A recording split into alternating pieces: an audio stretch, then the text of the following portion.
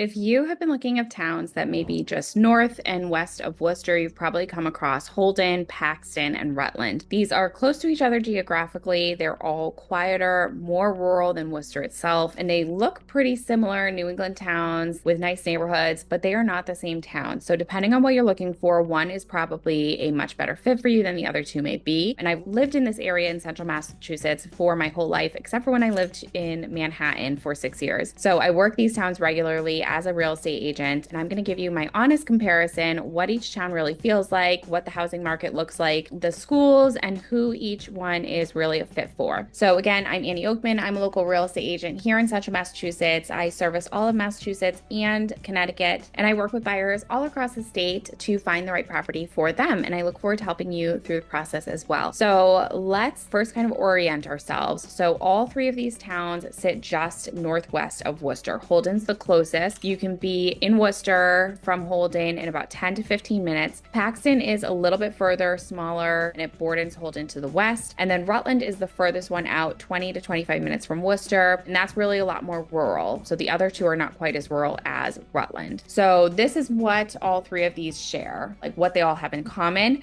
All three of them are in Worcester County. They are quieter and more residential than Worcester itself. They attract buyers who are looking for space, nature, or access to nature, a slower pace without being hours from everything. They're all relatively smaller towns with small town centers. They don't have a big bustling downtown by any means, and they all really feed into strong regional school districts. So here's where they start to separate themselves. Holden is probably the most developed of all three of them. They have the most amenities, they have the most housing variety, they have the most services, and really it's essentially the hub of this cluster of towns. Paxton is smaller, quieter, a tight-knit community.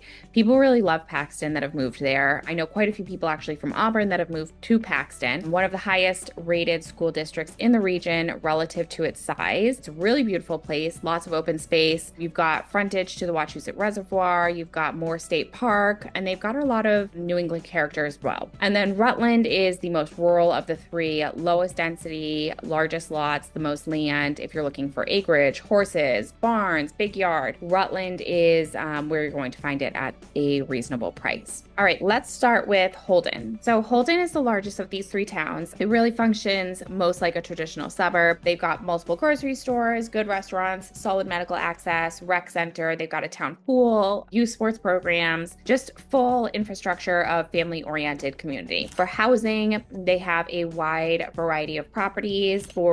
They have a number of ranches, split levels from the 60s and the 70s to larger colonials, nice high-end neighborhoods, new construction. The Jefferson area has some well-established neighborhoods, streets with larger homes, maturing landscape. The median price range tends to be closer to like $600 to $650. As for the schools, you've got Wachusett Regional School District, which Holden shares with Paxton, Rutland, Princeton. It is a good regional school district in central Massachusetts. Wachusett Regional High School is well regarded, strong academics, and they've got a full range of extracurriculars. So who might Holden be for? If you are looking for the most convenience without sacrificing the suburban feel, you want to run errands without planning your whole day around it, and you want good schools, neighborhoods with sidewalks, reasonable proximity to Worcester and Route 190, and you don't need 5 acres, you're just looking for a nice yard with a good neighborhood, then Holden would work for you. It's reliable, it's well-rounded, and it just works really well. So next we've got Paxton. This is a town that I feel like surprises a lot of people. A lot of people don't tend to look in Paxton. It's small. Population is around like 5,000. But what Paxton really delivers is quality of life per square miles, which is hard to match anywhere. So the town is classic New England. You've got Wachusett Reservoir nearby, which is just beautiful, protected open space. You've got quiet roads. You've got Moore State Park. If you care about natural beauty in your day-to-day surroundings, Paxton really delivers in that way. So for housing, Paxton, probably more of a limited supply just because the town is so small. You're not going to find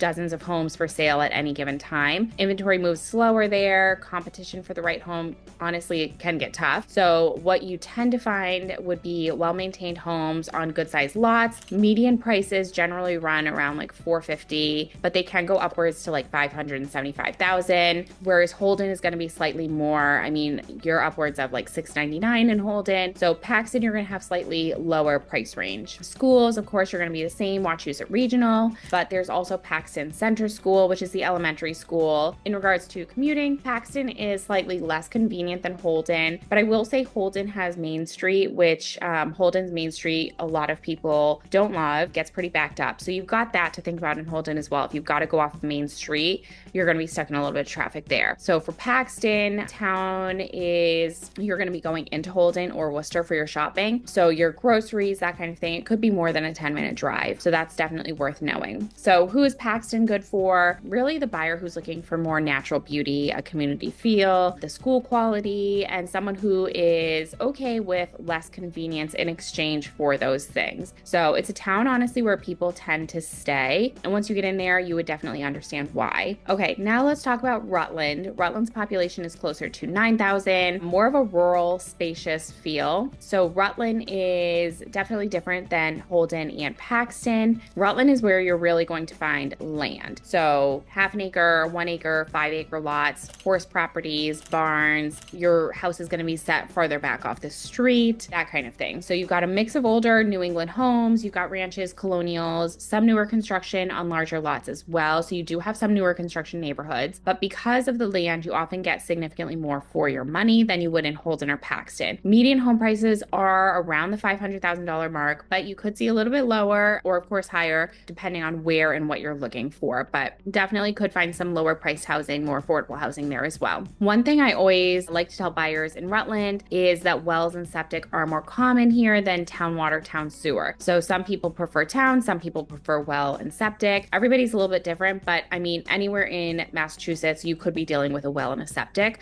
but it's always good to know what you're working with. Schools, you're going to be Wachusett Regional again. And then commuting, this is where Rutland is probably going to be a little bit more difficult because you're furthest from Worcester. So, and you're further from 495 as well. So if you're working remotely or locally, Rutland obviously is great. But if you're going to be driving to Marlborough, Framingham, Boston every day, that commute could get tough and be a little bit long. So who might be a good fit for Rutland? Someone who is really looking for space. If you're looking for land for your animals or a garden or the ability to just be in your backyard and not wave to your neighbors from your back deck, that is someone who would be a good fit for Rutland. All three of these towns are within a few miles of each other and they honestly all provide different things. But that's one of the things that I really love about Central Massachusetts is you can really get a lot of what makes New England great. You've got 4 seasons, you've got community, outdoor access, good schools, and all at the price point that can make sense for families, people just starting out, first-time home buyers. None of these towns would be a compromise. Each one has something specific for different people.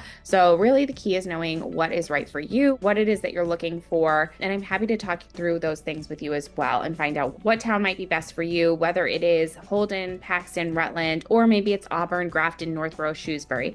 Whatever town is right for you, I'm here to talk you through the process, here to find out what it is that you're looking for and find the best fit for you. So if you have any questions at all, I'm here to help. I'm happy to talk you through the process, talk you through all the towns here in Massachusetts, and find the best fit. And if you like this video, please don't forget to subscribe. I post new videos every week about the Massachusetts housing market, different towns, and what's going on in our area. So have a great week, and I look forward to chatting with you next week.